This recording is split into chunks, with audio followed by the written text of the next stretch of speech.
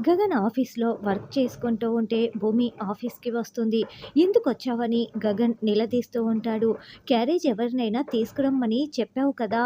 అందుకే అత్తయ్య తీసుకువెళ్ళమంటే వచ్చాను బావ క్యారేజ్ పట్టుకొని అని భూమి చెప్తుంది. మా అమ్మ నా కోసం క్యారేజ్ పంపింది. ఇదిగో నేను దీనినే తింటాను. నువ్వు తీసుకొచ్చిన క్యారేజీని నేను తినను అని గగన్ క్యారేజ్ ఓపెన్ చేసి తింటూ ఉంటాడు. నీతో ఎలాగైనా నేను తీసుకొచ్చిన క్యారేజీని తినిపిస్తాను బావా అని భూమి చెప్తుంది.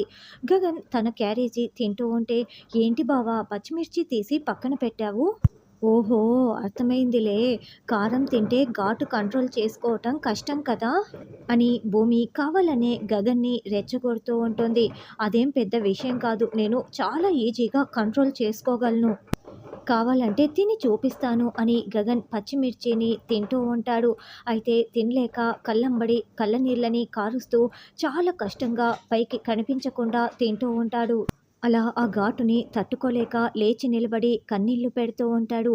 బాగా మండుతున్నట్లుంది. వాటర్ కావాలా బావా అని భూమి అంటుంది. అంతవరకు ఆ ఘాటుకి అరవకుండా కంట్రోల్ చేసుకుంటున్న గగన్ ఒక్కసారిగా గట్టిగా కేకలు పెడుతూ వాటర్ వాటర్ అని వాటర్ కోసం పరుగులు పెడుతూ అక్కడ ఉన్న కుండ దగ్గరికి వస్తారు.